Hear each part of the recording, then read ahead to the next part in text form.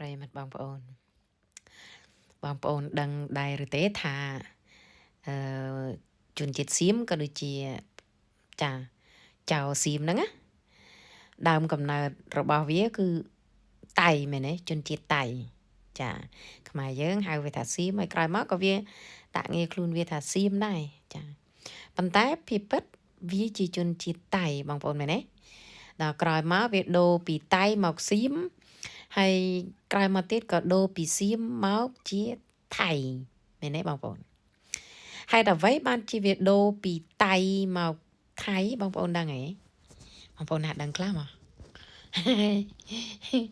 បងប្អូនណាដឹងខ្លះហើយខ្ញុំសួរមួយទៀតបងប្អូនមានដឹងពាក្យមួយទៀតរបស់សៀមទេគឺពាក្យថាឡាវ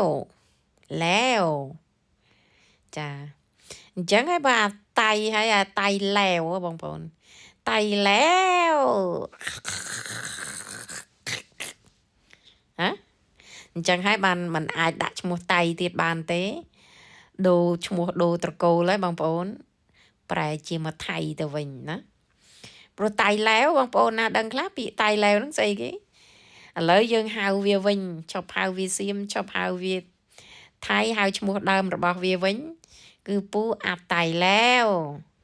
ចាវាគឺជនជាតិតៃឡាវ